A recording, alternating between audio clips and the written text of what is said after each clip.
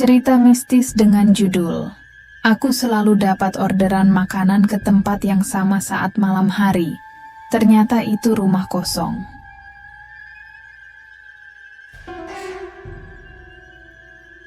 Namaku Adi, usiaku 25 tahun. Aku tinggal di Ciledug, Kota Tangerang, di sebuah kontrakan kecil dekat terminal bus. Aku kerja sebagai driver ojek online sejak lulus SMA dulu. Bukan pekerjaan glamor, tapi cukup untuk menabung dan membantu biaya kuliah adikku. Aku biasanya mulai narik dari siang sampai malam hari. Jam 8 sampai jam 3 pagi adalah waktu favoritku dapat order banyak. Tapi ada satu hal aneh, setiap malam, meskipun aku ganti zona, selalu ada satu orderan yang masuk. Alamatnya sama, dan pelanggannya selalu cuma tertulis. Satu keluarga. Aku pernah coba skip. Pernah matikan aplikasi, pernah bahkan cabut baterai HP. Tapi begitu HP-ku menyala, lagi, order itu tetap ada, menunggu. Seperti sedang memanggilku. Malam ini, seperti biasa. Aku sedang istirahat di depan minimarket dan HP-ku bergetar. Ada pesanan baru, aku buka aplikasi. Lagi-lagi alamat itu. Jalan Cempaka Putih nomor 48. Sebuah rumah tua di pinggir hutan kecil. Jarang ada orang lewat sana, apalagi malam hari. Aku ragu-ragu. Tapi bonusnya besar, dan aku butuh uang tambahan. Aku naik motor, melewati jalanan. Lengang. Hanya lampu jalan yang kadang-kadang menyala. Angin dingin bertiup pelan. Bau Kamboja mencampuri udara. Saat sampai di lokasi, rumah itu tidak punya pagar, tidak ada nama keluarga. Yang tersisa hanya pintu kayu usang dan lampu depan yang menyala redup. Aku mengetuk-ngetuk, tidak ada jawaban. Tapi dari dalam, suara langkah kaki terdengar. Berat. Perlahan menuju ke arahku, aku mundur selangkah, ingin kabur. Tapi dari balik celah pintu, seorang pria tua membuka pintu, wajahnya murung. Sorot matanya sayu. "Kamu sudah datang lagi, ya?" Aku mengerut. "Baru pertama kali saya kesini, Pak." Ia tersenyum samar. "Kamu bilang begitu setiap malam. Dan kamu tetap datang." Aku menahan napas. "Saya cuma anterin makanan. Lalu saya pulang." Ia menatapku lurus-lurus. "Sayang sekali, kamu tidak akan bisa pulang begitu saja." Aku ingin protes, ingin pergi. Tapi tanganku sudah memberinya paket nasi goreng hangat. Ia menerimanya tanpa kata. Lalu menutup pintu perlahan. Aku pulang. Tapi saat melihat HP-ku, aku baru sadar satu. Hal alamat itu tidak muncul di Google Maps. Nomor telepon pelanggan error. Nama akun pelanggan juga hilang. Dan yang lebih menyeramkan, di galeri foto HP-ku, ada satu gambar yang tidak pernah ku tahu asalnya. Itu adalah fotoku sendiri, dari sudut belakang rumah itu. Tanggal pengambilan, 2 bulan lalu, jam 02 pagi. Aku meneguk ludah. Aku pasti sudah lupa. Tapi aku yakin satu hal. Aku bukan cuma anterin makanan. Aku sedang bayar harga. Dan aku belum tahu apa sebenarnya yang kupakai untuk membayarnya. Aku tidak bisa melupakan kata-kata pria tua itu. "Sayang sekali. Kamu tidak akan bisa pulang begitu saja." Aku duduk di depan minimarket sambil menunggu orderan selanjutnya. Udara malam semakin dingin. Angin bertiup pelan-pelan dari arah hutan kecil dekat rumah nomor 48. Aku mencoba membuka aplikasi ojol lagi. Masih sama. Alamat itu muncul. Seolah-olah sedang menungguku. Aku ingin tahu lebih banyak tentang rumah itu. Siapa penghuninya? Kenapa alamat itu tetap hidup meski semua orang bilang sudah kosong bertahun-tahun? Aku memutuskan untuk menemui Bu Ratih, tetangga lama yang tinggal tidak jauh dari rumah itu. Ia sering menjadi tempat warga bertanya soal hal-hal aneh di lingkungan ini. Saat kutemui ia esok pagi, ia langsung tahu kenapa aku datang. "Kamu baru saja antar makanan ke sana?" "Ya." Aku terkejut. "Ibu tahu saya ke sana?" Ia menghela napas. "Semua yang pernah ke sana pasti kembali lagi. Entah sadar atau tidak."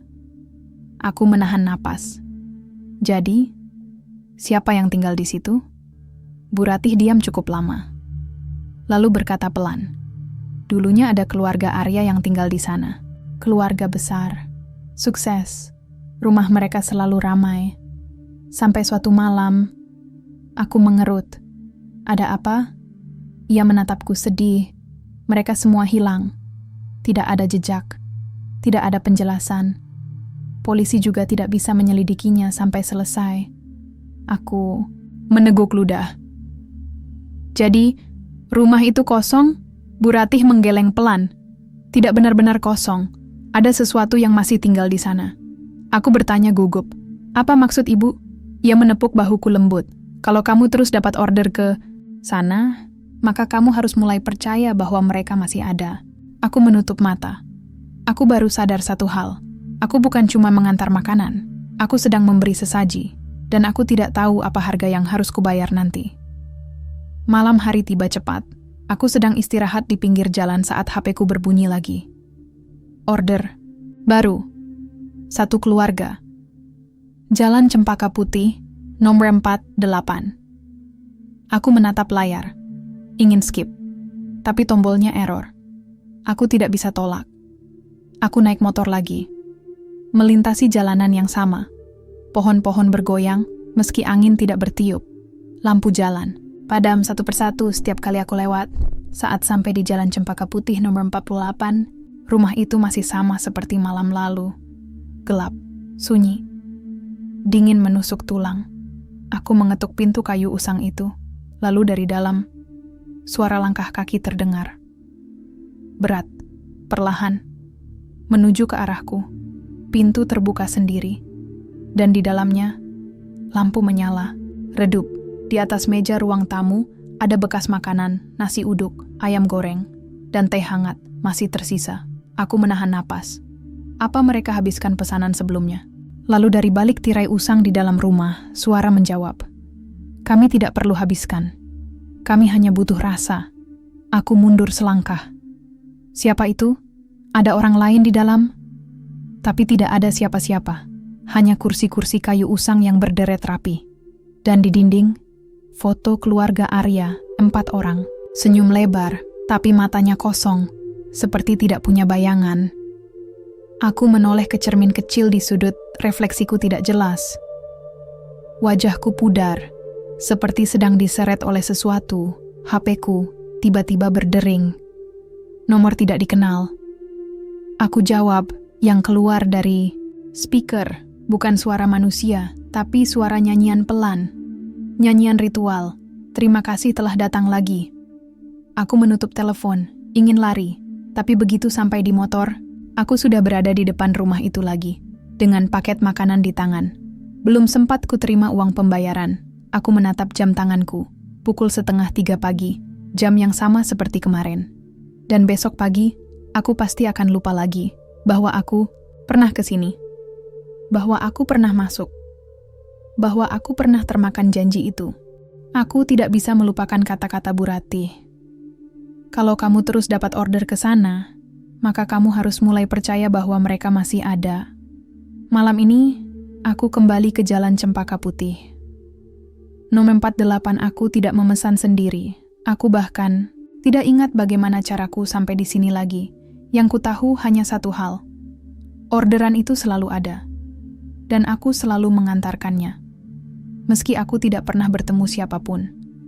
Aku mengetuk pintu rumah itu. Sekali 2 kali. Lalu dari balik dinding, suara menjawab, kamu sudah datang lagi. Padahal kamu belum habiskan bayaranmu. Aku menahan napas.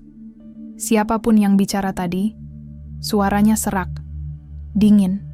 Seperti sedang membaca masa laluku, pintu kayu usang itu terbuka sendiri.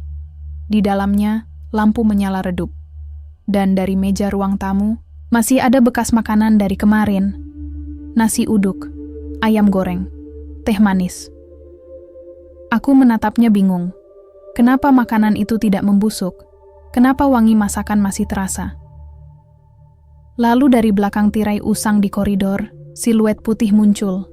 Pria tua, matanya sayu. Sorotnya murung. Kamu masih manusia, ya? Aku gugup. Saya cuma antar makanan, lalu saya pulang. Pria itu tersenyum samar. Kamu bilang begitu setiap malam, tapi kamu tetap datang lagi. Artinya, janji itu belum lunas. Aku mundur selangkah. Janji apa? Ia menatapku lurus-lurus. Janji untuk memberi kami sesaji, agar kami bisa tetap hidup sampai pengganti datang. Aku meneguk ludah. Pengganti apa? Satu jiwa yang termakan oleh makananmu. Satu orang yang akan tinggal di sini.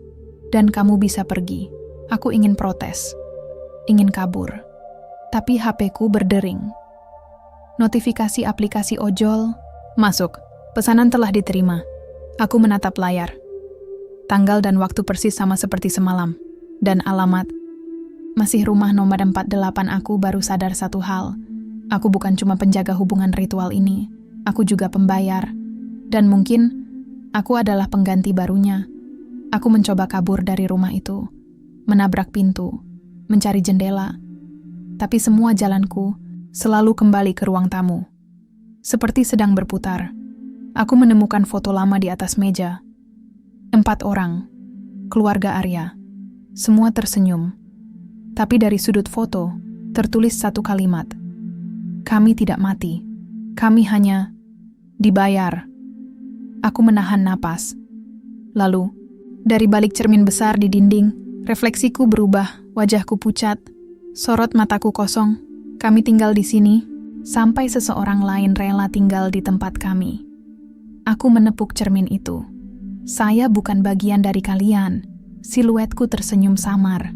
Tapi kamu sudah termakan janji itu. Kamu sudah lewat batas waktu. Dan kamu sudah lupa kenapa kamu kesini. Aku menutup mata. Benar. Aku tidak ingat kenapa aku naik motor menuju sini. Aku tidak ingat pesanan dari siapa. Yang ada hanyalah instingku mengantarkan paket itu. Esok pagi, aku pulang. Aku mencari Pak Dharma, mantan penjaga RT yang dulu tahu tentang keluarga Arya. Pak, saya harus tahu, apa sebenarnya yang terjadi di rumah itu? Pak Dharma menatapku sedih. Keluarga Arya bukan hilang karena kecelakaan. Mereka termakan janji mereka sendiri. Aku menahan napas. Janji apa? Ia menghela napas. Ritual untuk membuat bisnis keluarga mereka terus naik. Tapi setiap ritual lah, ada harga yang harus dibayar. Dan kadang, harga itu tidak cukup sekali saja. Aku bertanya serak. Jadi, mereka masih di sana? Pak Dharma mengangguk pelan. Ya, mereka tidak bisa pergi. Karena janji itu belum sepenuhnya lunas. Aku menatapnya, lurus-lurus. Dan saya termakan janji itu? Ia diam cukup lama, lalu jawabnya. Kamu adalah pembayaran tambahan. Setelah keluarga itu tidak bisa bayar lagi, aku menutup mata. Ada cara untuk menghentikan ini? Hanya satu, katanya. Kamu harus cari pengganti, atau kamu harus hancurkan fondasi rumah itu. Dan biarkan mereka semua pergi. Aku meneguk ludah. Fondasinya di mana? Ia menunjuk ke arah belakang rumah. Di bawah tanah, ada sumur lama. Disitulah janji itu dibuat. Aku menatapnya. Dan kalau saya ke sana, maka kamu harus pastikan dirimu siap. Kalau kamu berhasil hancurkan ikatan itu, maka kamu bisa pulang. Tapi kalau kamu gagal, kamu akan tinggal di sana selamanya. Aku menutup mata. Saya tidak bisa terus begini. Saya harus tahu benar-benar kenapa aku selalu dapat order ke sana. Pak Dharma menepuk bahuku. Karena kamu dipilih untuk menjadi salah satu dari mereka. Atau untuk membunuh sistem itu. Aku menatapnya. Bagaimana caranya membunuhnya? Ia menjawab pelan. Kamu harus rela kehilangan dirimu. Rela kehilangan kenangan. Agar mereka tidak bisa ambil alih jagat ini lagi. Aku meneguk ludah. Saya akan lakukan itu. Saya tidak mau ada orang lain yang tersesat seperti saya. Lalu dari kejauhan, suara menyusul. Kami sudah menunggu penjaga barumu. Kalau ia rela, maka kami bisa istirahat. Kalau ia tidak rela, maka ia akan jadi salah satu dari kami. Aku menatap rumah itu dari kejauhan. Cerah. Tapi dari luar, aku bisa merasakan dingin menusuk kulit. Dan besok malam, aku akan kembali ke sana untuk terakhir kalinya. Aku tidak bisa lupakan kata-kata Pak Dharma. Kamu harus rela kehilangan dirimu, rela kehilangan kenangan, agar mereka tidak bisa ambil alih jagat ini lagi. Aku pulang ke kontrakan. Adikku sedang menonton TV. Ia bertanya, "Mas Adi kok kelihatan murung? Ada apa?" Aku ingin jawab. Ingin bilang bahwa aku mungkin bukan manusia sepenuhnya lagi. Tapi lidahku keluh, tubuhku terasa dingin, seperti sedang dipasung oleh sesuatu yang tak kasat mata. Aku menutup mata. Tidak apa-apa. Cuman lelah.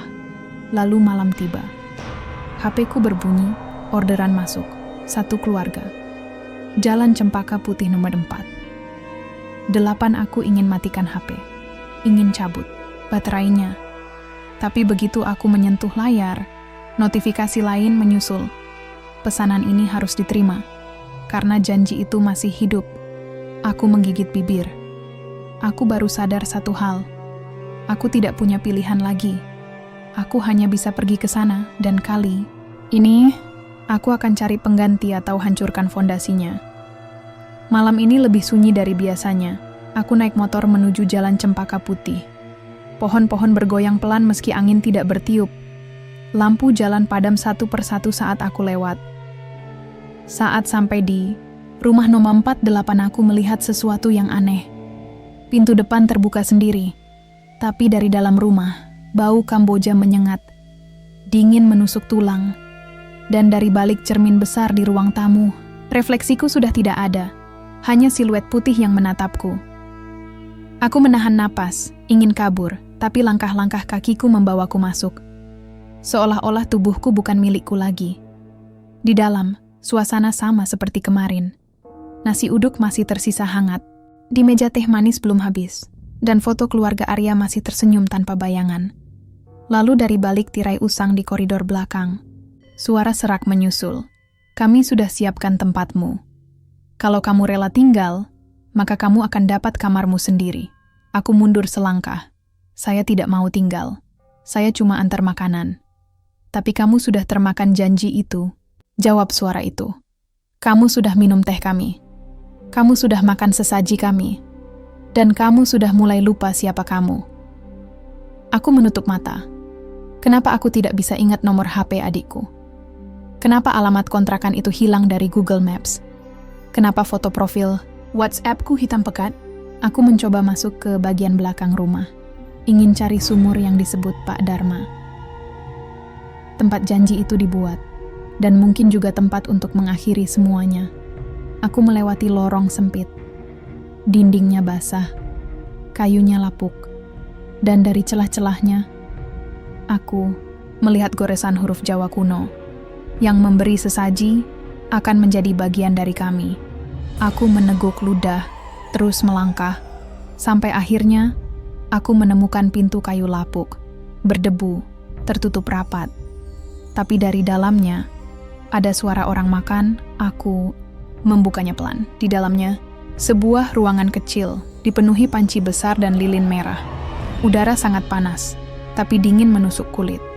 Di sudut, sebuah sumur tua berdiri diam. Di atasnya tertulis ukiran. Janji dibuat di sini. Jiwa dikurbankan di sini. Sampai seseorang lain datang menggantikan. Aku mendekat. Menyalakan lilin merah yang kubawa. Lalu mulai membaca mantra dari kertas yang kutulis sendiri. Langit bumi roh penjaga. Biarkan ikatan ini rusak, biarkan janji ini hilang, agar semua bisa pulang. Lilin menyala, redap asap hitam mulai naik dari sumur itu, dan dari dalamnya, suara bisikan menyusul. "Kamu termakan janji itu. Sekarang kamu harus bayar harga itu." Aku mundur cepat. Tapi dari balik dinding, siluet putih naik. Roh-roh itu muncul, matanya merah, wajahnya sayu. Salah satunya berkata, "Kami lihat kamu setiap malam. Kamu selalu datang. Kamu selalu antarkan makanan. Dan kamu mulai lupa siapa kamu." Aku menahan napas. Saya masih ingat. Saya masih punya rumah. Saya masih punya adik. Lalu dari cermin besar di dinding, suara menyusul. "Kamu pasti akan lupa, satu persatu, sampai kamu rela tinggal."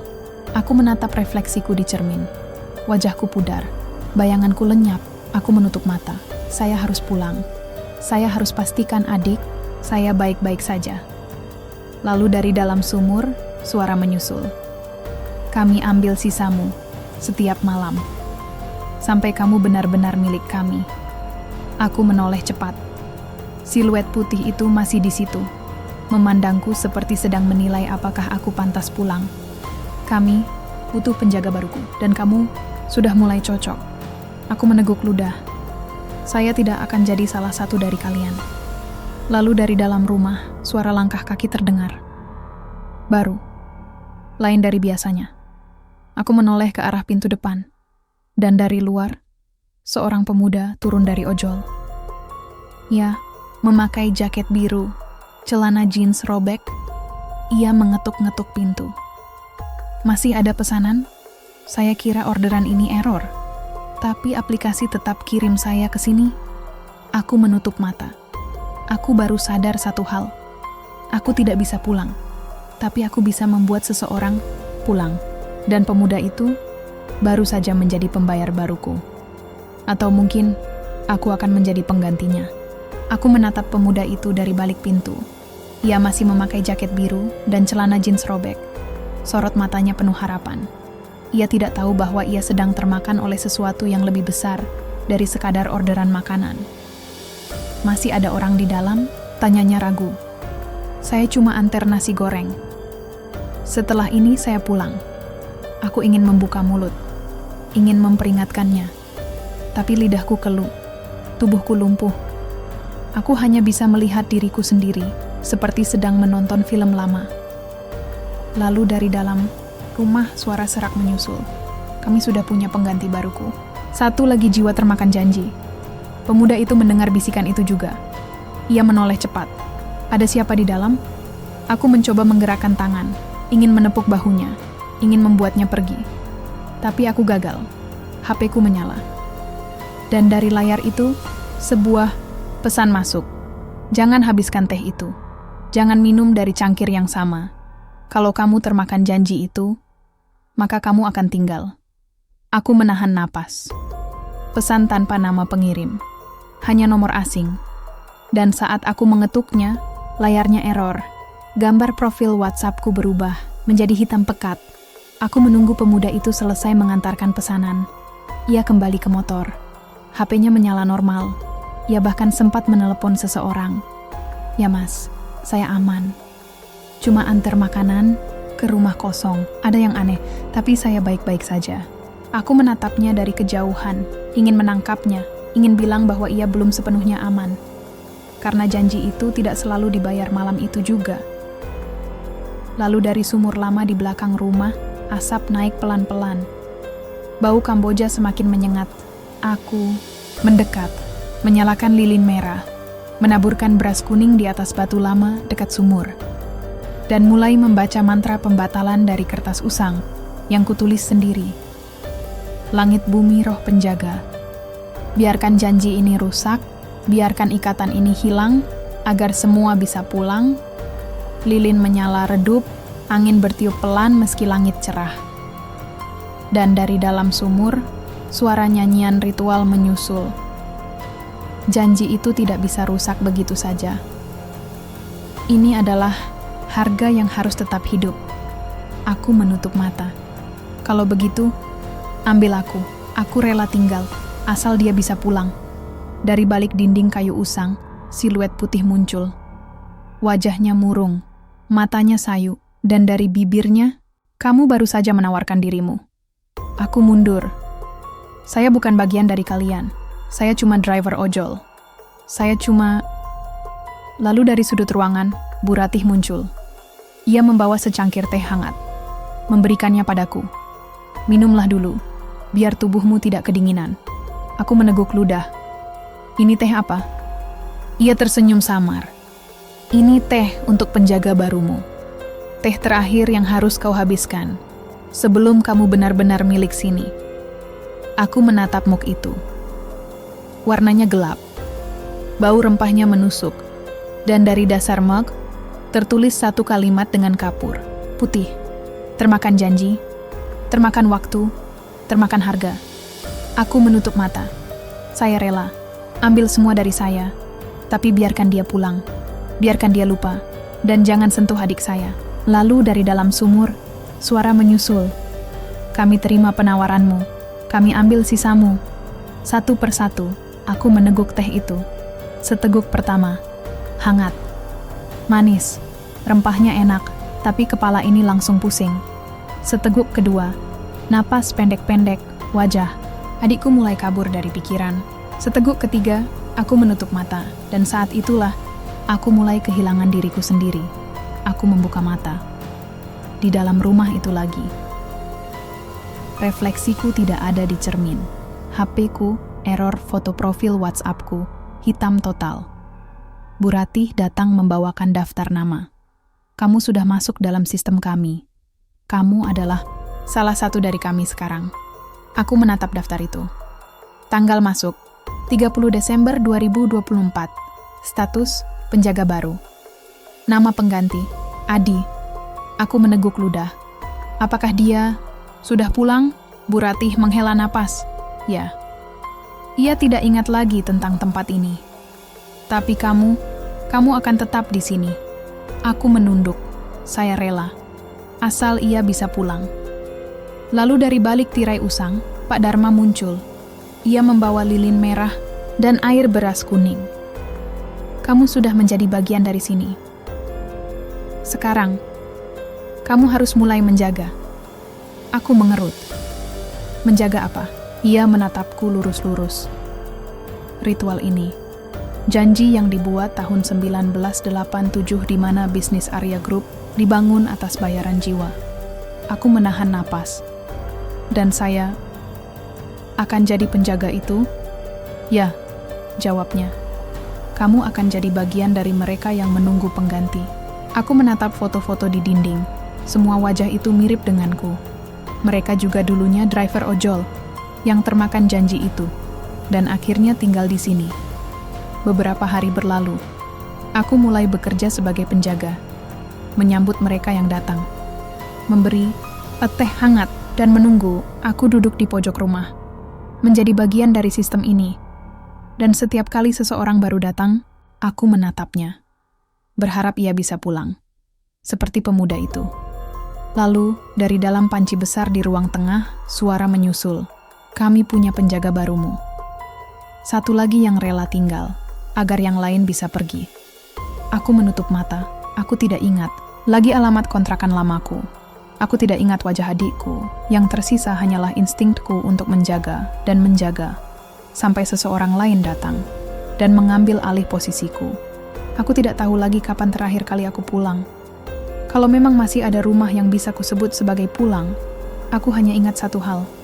Aku duduk di pojok ruang tamu rumah itu, menunggu, mengawasi, dan kadang memberi teh hangat pada mereka yang datang. Pemuda penggantiku sudah pergi. Ia bahkan tidak menoleh ke belakang. HP-nya menyala normal saat ia keluar dari rumah ini. Dan dari layar itu, pesan WhatsApp masuk. Aku sampai rumah. Terima kasih atas antarannya. Aku ingin menjawab, ingin bilang agar ia tidak pernah balik ke sini. Tapi HP-ku, error, layar hitam. Foto profil WhatsApp-ku sudah tidak ada. Hanya wajahku di cermin, yang juga mulai pudar. Malam ini, aku mendapat pesan aneh dari notifikasi aplikasi. Ojol. Padahal aku bukan driver lagi. Aku sudah tidak punya akun. Tapi dari dalam HP-ku, sebuah nama muncul. Adi, satu keluarga. Jalan Cempaka Putih, nomor 48. Aku menutup mata. Aku baru sadar satu hal. Aku bukan cuma penjaga. Aku juga pelanggan. Tetap, aku termakan janji itu. Dan sekarang, aku adalah bagian dari sistem ini. Bu Ratih datang membawakan teh hangat. Kamu baru saja dapat order dari dirimu sendiri. Aku mengerut. Saya memesan. Ia menghela napas. Bukan kamu yang memesan, tapi jiwa yang tinggal di sini. Jiwa yang butuh sesaji untuk tetap hidup. Aku meneguk ludah. Jadi, saya harus minum teh ini lagi? Ia tersenyum samar. Ya, kalau kamu tidak habiskan, maka ikatan itu akan goyah. Aku menatap mug itu. Aroma Kamboja menyengat hidungku. Dari dasarnya, kapur putih tertulis, termakan janji. termakan waktu, termakan harga. Aku menahan napas. Setelah beberapa detik ragu-ragu, aku meneguknya. Dan seperti biasa, kenangan mulai lenyap. Wajah adikku kabur. Nama ibuku hilang dari pikiran. Alamat kontrakan lama tidak lagi muncul di peta. Aku menatap cermin besar di dinding. Refleksiku hampir tidak ada. Yang tersisa hanya siluet putih. Matanya sayu, senyumnya samar.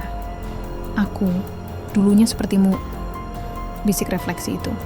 Tapi sekarang, aku hanya tinggal di sini. Aku menepis bayangan itu, ingin lari. Tapi langkah-langkahku selalu membawaku kembali ke ruang tamu, ke meja kayu usang, ke daftar nama penjaga lama. Salah satunya berkata, kami semua dulu bilang sama, bahwa kami cuma antar makanan, bahwa kami cuma driver ojol biasa. Tapi sekarang, kami tidak bisa pulang. Aku menahan napas. Lalu, bagaimana caranya agar bisa pulang? Roh itu menatapku sedih. Kamu harus rela kehilangan dirimu. Rela lupa siapa kamu. Dan biarkan pengganti datang. Aku menunduk. Saya sudah biarkan orang lain pulang. Saya sudah ambil alih posisinya. Tapi saya masih merasa seperti manusia. Masih punya kenangan. Roh itu tersenyum samar. Itu artinya, kamu belum lunas. Aku mencoba mengingat semuanya. Menulis di dinding menggunakan darah bekas goresan jariku sendiri. Namaku, Adi. Aku dari Ciledug. Aku harus pulang. Aku harus pastikan adikku baik-baik saja. Tapi pagi harinya, tulisan itu berubah. Dia sudah bukan Adi lagi, dia hanya penjaga. Aku menutup mata. Saya masih bisa bicara. Saya masih bisa menulis. Saya belum sepenuhnya hilang. Lalu dari balik sumur lama di belakang rumah, suara menyusul. Kamu masih punya sisa, tapi kami akan ambil perlahan-lahan, sampai kamu tidak punya alasan untuk pulang. Aku meneguk ludah. Apa yang membuat saya bisa pulang? Satu-satunya cara adalah kamu harus termakan sepenuhnya. Atau kamu harus hancurkan fondasi ritual itu. Sumur lama. Panci sesaji. Janji yang dibuat tahun 1987. Aku bertanya serak. Di mana panci itu sekarang? Bu Rati datang membawakan lilin merah dan air beras kuning di dalam ruang tengah. Di bawah tirai usang itu. Tapi kalau kamu ke sana, kamu harus pastikan kamu benar-benar rela. Aku menatapnya lurus-lurus. Saya rela. Asal semua bisa pulang. Ia menepuk bahuku lembut. Sayang sekali, kamu sudah jadi salah satu dari kami, dan kamu tidak akan bisa pulang sampai seseorang mengambil alihmu. Aku menutup mata. Saya tidak peduli. Yang penting, tidak ada korban lagi. Aku melangkah ke ruang tengah. Lampu redup menyala. Asap tipis naik dari panci besar di sudut dan isinya cairan hitam pekat. Dan dari dalamnya, suara bisikan menyusul. Kami masih lapar. Kami masih butuh sesaji. Sampai janji itu tetap hidup. Aku menyalakan lilin merah, menaburkan beras kuning di atas meja, dan mulai membaca mantra pembatalan. Langit bumi roh penjaga, biarkan ikatan ini rusak, biarkan janji ini hilang, agar semua bisa pulang. Lilin menyala redup, angin bertiup tanpa embusan, dan dari dalam sumur lama, asap naik. Lalu dari dalam panci besar itu, siluet putih naik, mirip denganku, tapi matanya kosong. Kami ambil sisamu, satu persatu, sampai kamu lupa siapa kamu. Aku menahan napas. Saya masih ingat. Saya masih bisa bicara. Saya masih bisa menulis. Tapi kamu sudah tidak punya bayangan. Itu artinya, kamu sudah mulai menjadi milik kami. Aku mundur selangkah. Saya harus pulang. Saya harus... Lalu dari cermin besar di dinding, suara menyusul. Kamu tidak punya rumah lagi. Aku menutup mata. Saya punya rumah. Saya punya keluarga. Lalu dari balik tirai usang, Pak Dharma muncul. Ia membawa kertas lama dengan foto-foto para penjaga sebelumku. Kamu bukan yang pertama yang mencoba kabur. Banyak yang rela tinggal. Agar yang lain bisa pergi. Aku menatapnya sedih. Apakah mereka bisa istirahat? Beberapa bisa, tapi tidak semua. Ada yang masih menunggu, sampai janji itu diputus sepenuhnya. Aku meneguk ludah. Bagaimana caranya memutusnya? Ia memberiku secarik kertas usang. Kamu harus termakan sepenuhnya, atau kamu harus hancurkan sumur itu. Dengan risiko, kamu akan benar-benar hilang. Aku menatap kertas itu, lalu menoleh ke arah sumur. Udara dingin menusuk kulit, dan dari dalamnya, suara nyanyian ritual menyusul. Kami tunggu kamu. Sejak pertama kali kamu antar makanan, kamu sudah dipilih. Sekarang, kamu harus tetap di sini. Aku menetap di situ, menjadi bagian dari sistem ini.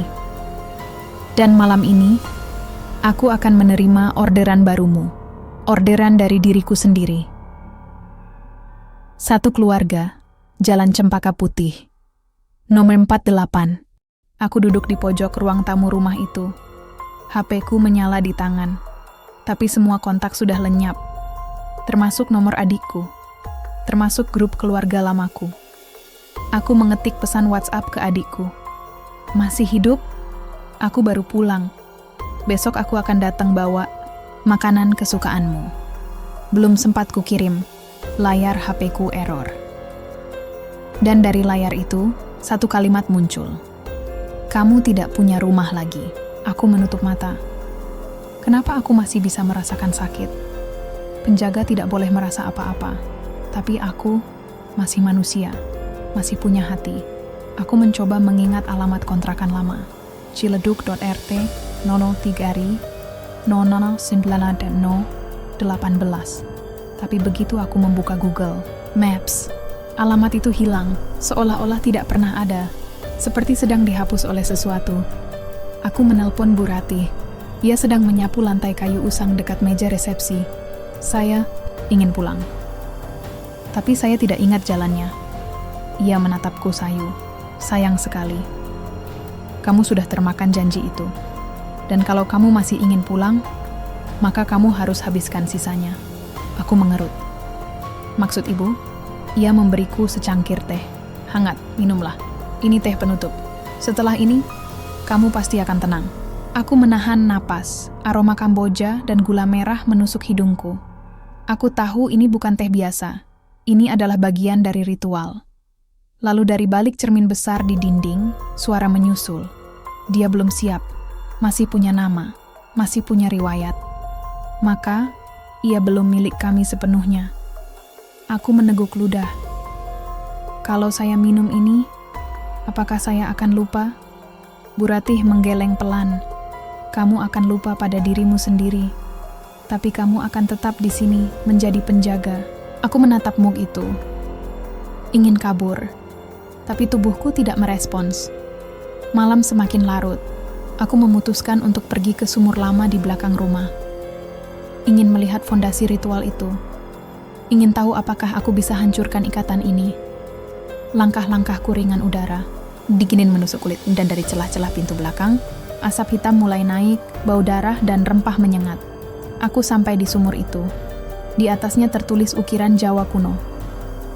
Yang masuk ke sini harus rela tinggal. Aku menyalakan lilin merah dan menaburkan beras kuning. Mulai membaca mantra pembatalan. Langit, bumi roh penjaga, biarkan ikatan ini rusak, biarkan janji ini hilang, agar semua bisa pulang. Lilin menyala redup, angin bertiup tanpa embusan. Dan dari dalam sumur, sebuah suara menyusul. Kami ambil sisamu, satu persatu. Sampai kamu tidak punya alasan untuk pulang. Aku menahan napas. Saya tidak punya alasan lagi. Saya hanya ingin semua orang selamat. Dari balik tirai usang, Pak Dharma muncul. Ia menepuk bahuku lembut. Kamu harus pilih, apakah kamu rela tinggal, atau kamu rela kehilangan dirimu. Aku bertanya serak. Apa bedanya? Ia menjawab pelan. Kalau kamu rela tinggal, maka kamu akan menjadi salah satu dari kami. Kalau kamu rela kehilangan dirimu, maka kamu akan benar-benar hilang. Tidak punya nama, tidak punya kenangan. Aku menutup mata. Saya tidak peduli. Asal mereka bisa pulang. Pak Dharma menatapku sedih. Sayang sekali, kamu tidak bisa menghapus sistem ini begitu saja. Janji itu terlalu tua. Terlalu dalam akarnya. Aku meneguk ludah. Jadi, saya hanya bisa tinggal. Ia menghela napas. Ya, sampai pengganti datang. Sampai seseorang lain termakan janji itu. Aku menatap panci besar di sudut sumur. Isinya bergolak. Seperti sedang merebus jiwa. Aku bertanya, gugup, apakah pemuda itu sudah aman? Ia sudah tidak ingat. Itu artinya ia berhasil pulang. Aku menunduk. Dan saya akan jadi seperti mereka? Pak Dharma mengangguk pelan. Ya, tapi kamu tidak akan sadar lagi bahwa kamu pernah punya rumah. Kamu hanya akan ingat bahwa kamu harus tetap di sini. Aku menatap wajahku di cermin sumur. Siluet putih itu menatapku. Matanya kosong, senyumnya samar. Aku dulunya sepertimu. Sekarang, aku hanya penjaga. Aku mundur selangkah. Saya tidak mau lupa. Saya masih punya adik. Lalu dari dalam sumur, suara menyusul. Kami ambil kenanganmu satu persatu, sampai kamu tidak punya alasan untuk menolak. Aku menutup mata. Aku baru sadar satu hal. Aku tidak bisa menghancurkan sistem ini. Tapi aku juga tidak bisa pulang. Aku hanya bisa tinggal, menjadi penjaga, menunggu pengganti. Esok pagi, aku kembali ke ruang tamu. Foto-foto para penjaga masih tersisa. Di dinding, termasuk fotoku. Tanggal masuk, 30 Desember 2024. Status, penjaga baru, Bu Ratih duduk di sebelahku. Kamu masih ingat? Ya, aku mengangguk pelan. Saya masih ingat adik saya. Saya masih ingat ibu saya. Ia menepuk bahuku lembut. Itu artinya, kamu belum lunas. Aku meneguk ludah. Lunas apa? Janji, jawabnya. Kalau kamu masih manusia, maka kamu harus bayar harga itu. Kalau kamu tidak rela lupa, maka kamu harus rela tinggal. Aku menatap foto lama di dinding. Semua penjaga itu punya sorot mata sama denganku. Sayu, murung, seperti sedang menunggu. Siapa yang membuat janji ini? Bu Ratih diam cukup lama, lalu berkata, Pak Aryo Joyo, nenek moyang Pak Arya. Ia adalah pawang spiritual. Ia percaya bahwa bisnis bisa naik cepat, asal ada yang dikurbankan tiap bulan. Aku menahan napas. Dan keluarganya dibayar dengan jiwa mereka? Ya, jawabnya murung. Tapi janji itu tidak mati bersama mereka. Ia terus hidup, sampai seseorang lain mengambil alih. Aku menatapnya, lurus-lurus. Dan saya adalah pengganti barumu? Ia tersenyum samar. Kamu sudah jadi bagian dari sini. Tinggal tunggu waktu mengambil sisamu. Aku menutup mata. Saya tidak akan biarkan ada korban lagi. Lalu dari balik dinding, suara menyusul. Kami sudah punya penjaga barumu. Termakan janji, termakan waktu, termakan harga. Aku menatap refleksiku di cermin. Wajahku pudar. Refleksiku tidak lagi bergerak bersamaku.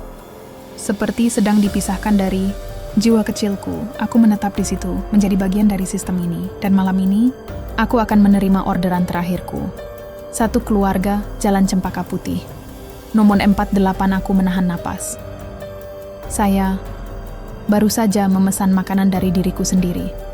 Dan dari balik cermin besar di dinding, siluetku menatapku, berbisik. Kami punya penjaga barumu, dan kamu akan lupa siapa kamu. Aku masih bisa merasakan diriku sendiri. Tapi aku tidak punya bayangan lagi. Setiap kali aku lewat di depan cermin, refleksiku tidak muncul. Hanya siluet putih samar yang menatapku dari balik kaca. HP-ku menyala lagi pagi ini. Dan dari layar itu, sebuah pesan masuk. Kamu sudah termakan janji itu. Sekarang kamu harus rela tinggal. Aku menahan napas. Nomor pengirim tidak dikenal. Foto profil WhatsApp-ku hitam pekat. Dan dari riwayat chat, ada satu nama lama yang mencoba menghubungiku. Adikmu mencari kamu. Ia bilang kamu hilang setelah malam itu. Aku menutup mata. Aku baru sadar satu hal. Aku memang hilang. Bukan secara fisik, tapi secara jiwa. Malam tiba cepat. Aku sedang duduk di ruang tamu rumah itu. Menunggu. Menjadi bagian dari sistem ini. Bu Ratih datang membawakan teh hangat. Ini teh penutup. Kalau kamu minum, maka kamu akan sepenuhnya milik sini. Aku menatap mug itu.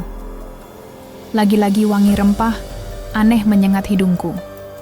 Di dasarnya, tertulis kalimat yang sama seperti sebelumnya. Termakan janji, termakan waktu, termakan harga. Aku meneguk ludah.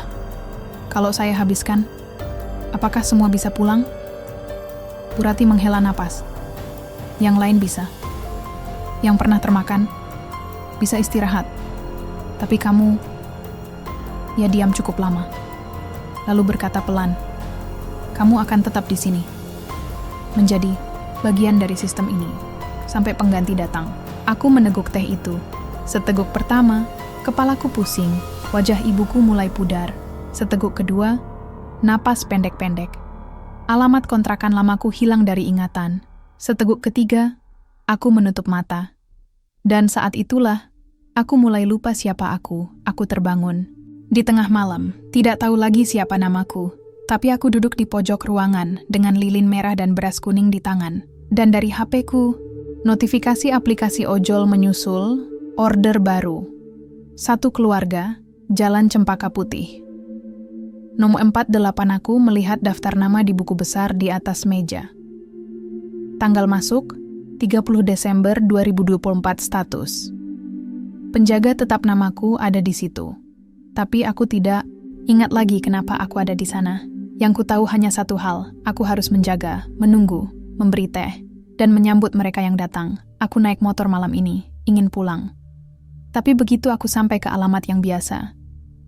Kontrakan itu lenyap dari pandangan. Aku mengetik alamat itu di Google Maps. Tidak muncul. Aku menelpon adikku, nomor error. Lalu dari balik cermin besar di minimarket dekat jalan raya, siluet putih menatapku. Kamu sudah tidak punya rumah lagi. Aku menutup mata. Siapa kamu? Aku dulunya sepertimu. Aku juga ingin pulang. Tapi sekarang, aku hanya penjaga. Aku mundur selangkah. Saya bukan penjaga. Saya cuma antar makanan. Lalu dari belakangku, suara menyusul. Kami ambil sisamu, satu persatu. Sampai kamu tidak punya nama lagi. Aku menoleh cepat. Tidak ada siapa-siapa. Hanya angin tanpa embusan. Dan dari sudut matamu, bayangan putih lenyap begitu saja. Aku kembali ke rumah itu. Jalan Cempaka Putih, nomor 48 pintu kayu usang itu langsung terbuka saat aku mengetuk. Di dalam, lampu menyala redup. Dan dari dalam sumur lama di belakang rumah, asap naik, bau Kamboja, menyengat. Pak Dharma sedang duduk di dekat altar kecil. Ia menatapku sayu. Kamu sudah habiskan teh itu? Ya, aku mengangguk. Saya tidak ingat lagi siapa saya. Saya juga lupa pada keluarga saya. Ia tersenyum samar. Itu artinya, kamu sudah mulai lunas. Aku menahan napas. Apakah semua roh bisa istirahat? Ya, jawabnya. Karena kamu rela tinggal, maka mereka bisa pergi. Aku menatap foto-foto di dinding. Beberapa refleksi, wajah penjaga lama mulai pudar, termasuk fotoku. Kenapa foto saya juga mulai hilang? Karena kamu sudah menjadi bagian dari sini. Kamu tidak punya nama lagi, hanya status. Aku menutup mata. Apa status saya sekarang? Penjaga tetap. Aku meneguk ludah. Dan saya akan tinggal di sini. Selamanya. Selama masih ada. Yang memesan makanan ke sini. Selama masih ada driver ojol yang nekat lewat jam 2.45 pagi. Kamu akan tetap di sini. Aku menatap panci besar di sudut ruangan, isinya bergolak. Seperti sedang merebus sesuatu. Apa yang ada di dalam sana? Pak Dharma menatapku lurus-lurus. Janji lama, harga darah, dan bayaran atas kesuksesan bisnis. Aku bertanya gugup. Dan saya adalah bagian dari itu. Ya, jawabnya. Kamu adalah penjaga barumu. Dan kamu akan tetap di sini.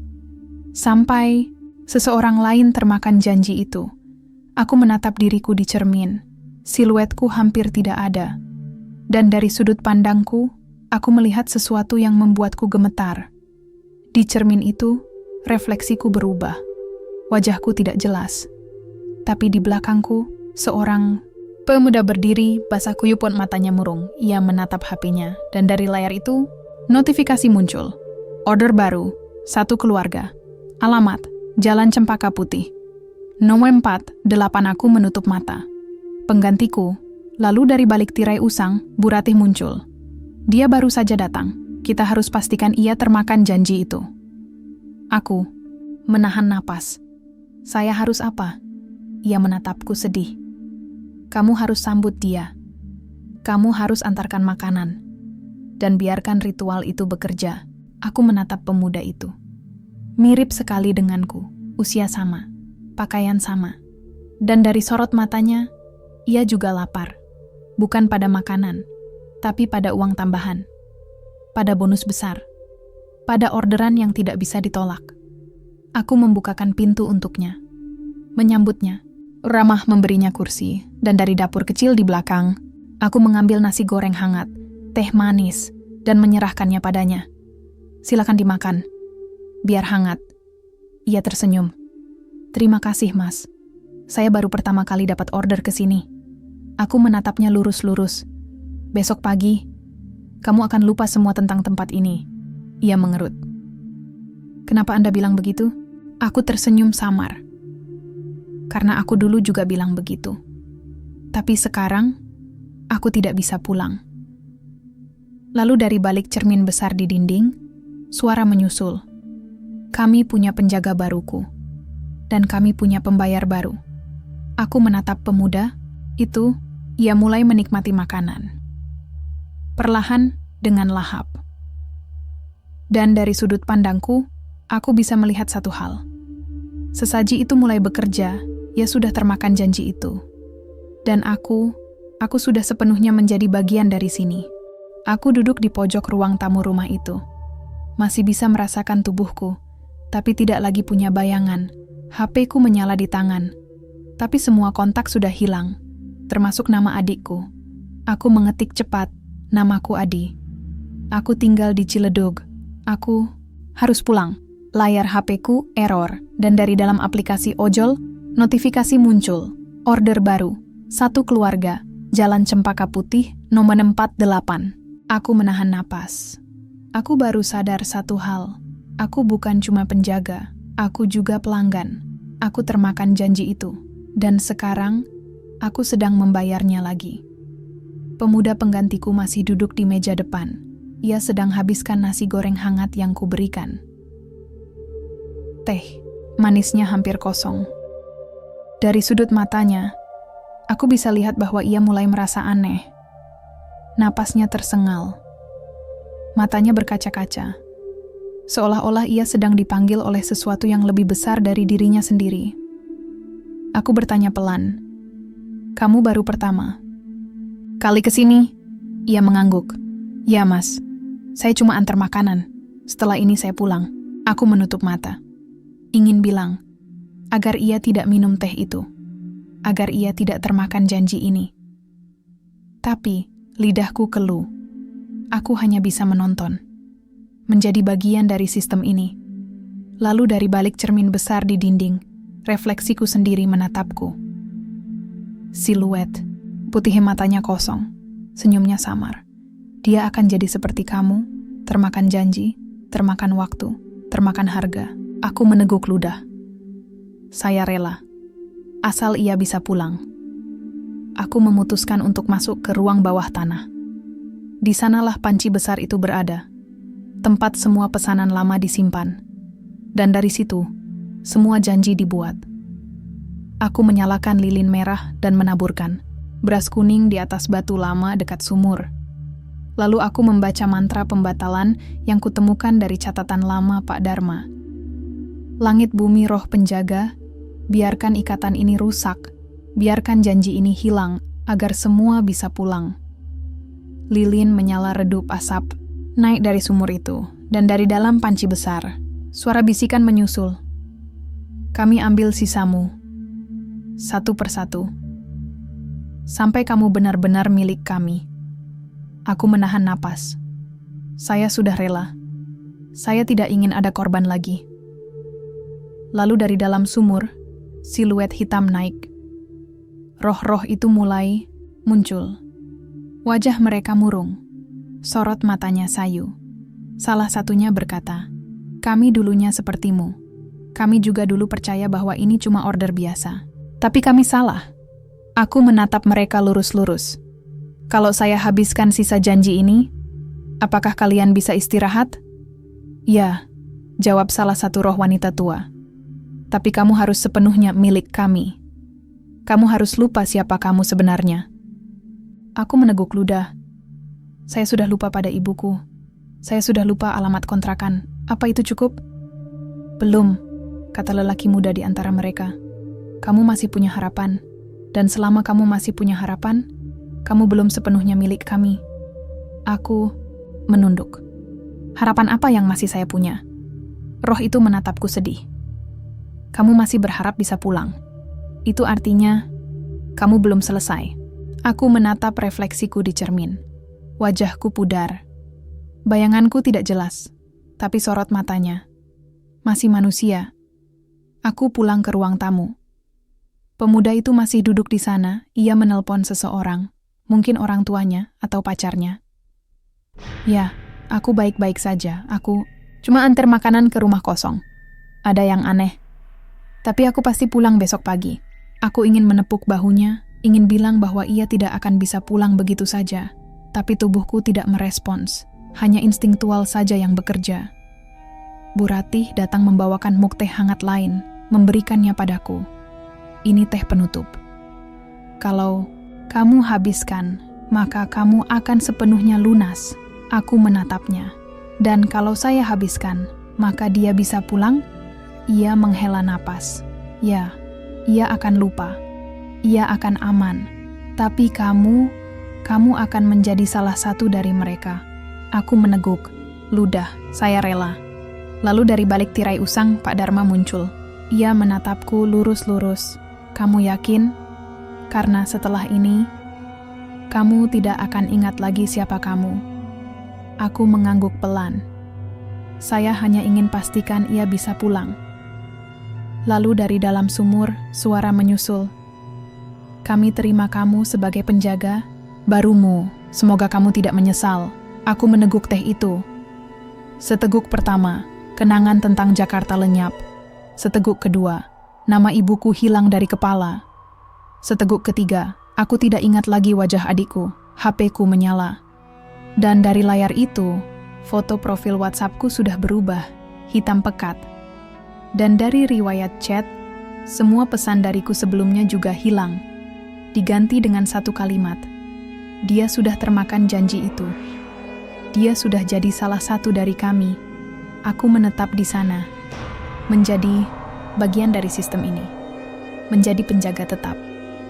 Beberapa hari berlalu, pemuda itu akhirnya pergi.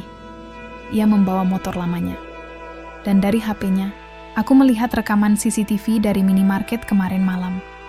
Ia sedang memesan makanan. Sorot matanya normal. Foto profil, WhatsApp-nya jelas. Ia pulang dengan aman, tanpa jejak, tanpa kenangan. Dan dari balik cermin besar di dinding, refleksiku berubah. Wajahku tidak lagi jelas. Seperti sedang diproses. Seperti sedang dihapus dari dunia nyata. Aku mencoba mengingat masa lalu. Menulis semuanya di dinding dengan darah bekas goresan jariku sendiri. Namaku Adian aku, dari Ciledug. Aku harus pulang. Tapi pagi, harinya, tulisan itu sudah berubah. Dia sudah bukan Adi lagi. Dia hanya penjaga. Aku menutup mata. Siapa saya sekarang? Bu Ratih menjawab pelan. "Kamu adalah penjaga. Satu dari kami. Termakan janji. Termakan waktu. Termakan harga." Aku menatap foto-foto. Di dinding, penjaga-penjaga lama. Semua tidak punya bayangan. Semua tidak punya nama. Hanya status, penjaga tetap. Lalu dari dalam panci besar di ruang tengah, suara menyusul. "Kami punya penjaga barumu. Satu lagi yang rela tinggal, agar yang lain bisa pergi. Aku menetap di sana, menjadi bagian dari ritual ini. Dan setiap malam, aku akan menyambut mereka yang datang, dengan senyum ramah, dan teh hangat di tangan. Silakan duduk dulu. Biarkan kami layani Anda. Dan dari balik cermin besar di dinding, siluet putih itu menatapku. Mirip sekali denganku, tapi lebih murung. Aku dulunya sepertimu. Sekarang, aku hanya penjaga. Aku menutup mata. Aku tahu satu hal. Aku tidak bisa pulang. Aku hanya bisa tinggal. Dan menunggu pengganti barumu. Aku sudah tidak punya nama lagi. Yang tersisa hanyalah refleksi putih di cermin. Siluet tanpa bayangan. Penjaga baru untuk rumah ini. HP-ku masih menyala. Tapi semua kontak hilang. Termasuk nomor adikku. Foto profil WhatsApp-ku hitam pekat. Dan dari layar itu, satu kalimat muncul. Kami ambil sisamu. Sampai kamu sepenuhnya milik kami. Aku menutup mata. Aku sudah tahu aku bukan manusia lagi. Aku hanya bisa duduk di pojok ruang tamu, menunggu, mengawasi, dan kadang memberi teh hangat pada mereka yang datang. Pemuda penggantiku pergi beberapa hari lalu. Ia meninggalkan rumah ini tanpa jejak. HP-nya normal. Alamat kontrakan kembali muncul di peta. Dan dari sudut pandangku, ia bahkan tidak ingat bahwa ia pernah ke sini. Itu artinya, aku berhasil. Lalu dari balik tirai usang, Bu Ratih muncul. Ia membawa daftar nama terbaru para penjaga dan pelanggan lama. Dia sudah pulang, katanya lembut. Tidak ada kenangan tersisa. Aku mengangguk pelan. Jadi, saya sudah lunas? Ia menatapku sedih. Ya, kamu sudah habiskan teh itu. Kamu sudah rela tinggal, dan kamu sudah termakan janji itu sepenuhnya. Aku meneguk ludah. Lalu, apa yang harus saya lakukan sekarang? Bu, Ratih memberiku lilin merah dan beras kuning. Kamu akan tetap di sini, menjaga, sampai seseorang lain datang. Dan ia termakan janji itu juga. Aku menatap panci besar di sudut ruangan. Isinya bergolak pelan, asap naik, bau Kamboja menyengat hidungku. Dari dalam sumur lama di belakang rumah, suara menyusul. Kami tunggu kamu selama 2 bulan. Sekarang, kamu benar-benar milik kami. Aku menahan napas. Aku tidak bisa protes. Aku hanya bisa menjadi bagian dari sistem ini. Beberapa malam berlalu, aku mulai bekerja seperti biasa. Menyambut pemuda-pemuda baru. Memberi mereka teh hangat dan menunggu ikatan itu bekerja. Setiap kali mereka minum teh itu, aku melihat sorot matanya berubah. Wajah keluarganya lenyap dari pikiran. Alamat rumahnya hilang dari Google Maps. Dan HP-nya error begitu ia mencoba menelepon siapapun. Aku memperhatikan mereka. Semua sama denganku dulu. Masuk karena orderan. Keluar karena hutang, atau bahkan tidak keluar sama sekali. Aku duduk di depan sumur lama, melihat siluet-siluet roh keluarga Arya berkumpul di sekitarku. Mereka menatapku seperti sedang menilai apakah aku sudah pantas tinggal di sini. Salah satu dari mereka mendekat. Seorang wanita muda. Matanya sayu. Suara seraknya menyusul. Kamu dulunya ingin pulang, ya? Aku mengangguk pelan. Ya, tapi saya tidak bisa. Saya harus tinggal agar orang lain bisa pergi. Wanita itu tersenyum samar. Kami semua dulu bilang begitu. Tapi kami tetap di sini, termakan waktu, termakan harga. Aku menatap panci besar itu. Isinya masih hangat, masih berisi cairan hitam pekat, dan dari dalamnya, suara menyusul. Kami butuh sesaji setiap malam, agar janji itu tetap hidup, agar bisnis tetap naik, dan pembayaran tetap berjalan. Aku meneguk ludah. Saya tidak peduli. Yang penting, tidak ada korban lagi. Pagi harinya Pak Dharma datang membawakan catatan lama. Ia membuka lembaran biru compang-camping itu. Di situ tertulis riwayat para penjaga sebelumku. Kamu adalah penjaga ke-10, katanya pelan. Setiap penjaga punya waktumu sendiri. Ada yang cepat, ada yang lambat. Tapi semuanya akhirnya tinggal di sini. Aku menatapnya lurus-lurus. Dan apakah saya akan tetap di sini selamanya? Ia menggeleng pelan. Kamu akan tetap di sini sampai seseorang lain rela tinggal. Aku menahan napas. Jadi, saya bisa digantikan?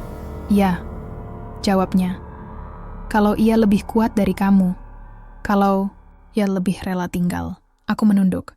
Saya harap tidak ada yang mau jadi pengganti saya. Sayangnya, kata Pak Dharma murung, selalu ada yang datang. Karena janji ini belum rusak. Aku menatap panci besar itu, ingin hancurkannya. Tapi begitu tanganku menyentuh gagangnya, udara dingin menusuk tubuhku. Dan dari dalam panci itu, suara menyusul. Kamu sudah jadi salah satu dari kami. Kamu tidak bisa hancurkan kami begitu saja. Kami adalah harga. Kami adalah ikatan. Kami adalah janji lama yang tidak bisa dilupakan. Aku mundur selangkah. Saya tidak ingin ada yang termakan lagi. Lalu dari balik cermin besar di dinding, suara menyusul. Kami tidak butuh banyak. Cuma satu jiwa tiap bulan. Satu penjaga baru. Satu pengganti. Aku menutup mata. Saya akan pastikan mereka bisa pulang. Seperti saya dulu. Meski saya tidak bisa pulang lagi. Malam ini, aku duduk di ruang tamu. Menjadi bagian dari sistem ini. Menjadi penjaga ritual lama.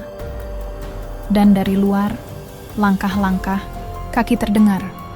Motor berhenti di depan pintu. Seorang pemuda turun, basah kuyup. Ingin memesan makanan. Masih ada orang di dalam? Saya dapat orderan ke alamat ini. Tapi aplikasi bilang alamat ini kosong. Aku menatapnya. Ingin membuatnya sadar.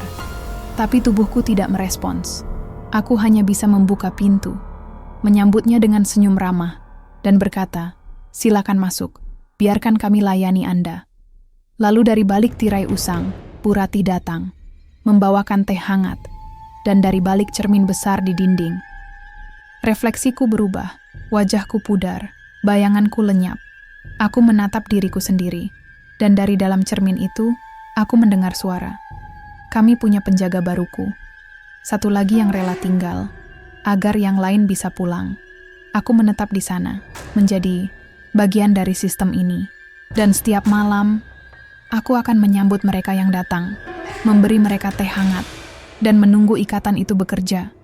Kalau mereka lupa, maka mereka aman. Kalau mereka termakan janji itu, maka mereka akan tinggal. Dan aku hanya bisa menunggu.